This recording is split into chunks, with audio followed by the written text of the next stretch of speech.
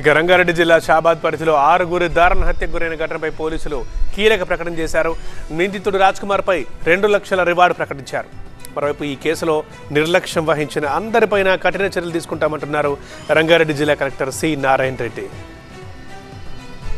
తెలంగాణను వణికించిన రంగారెడ్డి జిల్లా షాబాద్ 6 హత్యల కేసులో పోలీసుల దర్యాప్తు స్పీడప్ అయింది. పోక్సో కేసులో జైలుకు వెళ్లి బెయిల్పై వచ్చిన నిందితుడు రాజ్ కుమార్ కక్షతో ఊగిపోయి 6 అత్యంత దారుణంగా నరికి చంపాడు. ఈ కేసు దర్యాప్తు కోసం 4 ప్రత్యేక బృందాలను రంగంలో దించారు ఉన్నతాధికారులు. తనపై పోక్సో కేసు పెట్టారన్న పగతో రగిలిపోయిన నిందితుడు రాజ్ కుమార్ ఒకే రాత్రి నరరూప రాక్షసుడిగా మారాడు. గత మే 16న ఓ బాలికను వేధిస్తున్నాడనే కారణంతో ఆమె తల్లి రాజ్ కుమార్ పై పోలీసులకు ఫిర్యాదు చేసింది. దీంతో కేసు నమోదై జైలుకు వెళ్లిన నిందితుడు ఇటీవల బెయిల్పై బయటకొచ్చాడు. తనను జైలుకు పంపిన వారిపై ఎలాగైనా పగ తీర్చుకోవాలని ప్లాన్ వేశాడు. రాత్రి 11 గంటల ప్రాంతంలో బాలిక ఇంటికొచ్చాడు నిందితుడు రాజ్ కుమార్. అక్కడే మెట్ల మీద కూర్చుని బీర్ తాగి తలుపు కొట్టాడు.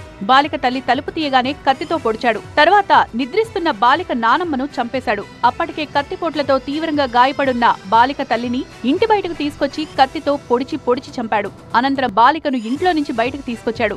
షాబాద్ నుంచి 5 కిలోమీటర్ల దూరంలో ఉన్న తన భార్య పిల్లలు ఉంటున్న దైవాలగూడకొచ్చాడు. అక్కడే ఊరు బయటున్న చెరువు దగ్గరకు బాలికను తీసుకువెళ్లి చంపేశాడు.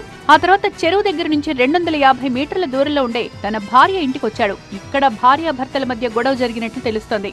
ముందు భార్యను చంపేశాడు. తర్వాత నిద్రిస్తున్న తన పిల్లలను గొంతు కోసి చంపాడు. 6 హతమార్చిన అనంతరం రాజ్ కుమార్ తన తల్లిదండ్రులకు ఫోన్ చేశాడు. తాను 6 చంపేశానని, తాను కూడా ఆత్మహత్య చేసుకుంటున్నానని చెప్పి ఫోన్ స్విచ్ ఆఫ్ చేశాడు. అయితే బాలిక కుటుంబంపై కక్షతో ఉన్న నిందితుడు తన భార్య పిల్లలను ఎందుకు చంపాడనేది పోలీసులకు మిస్టరీగా మారింది.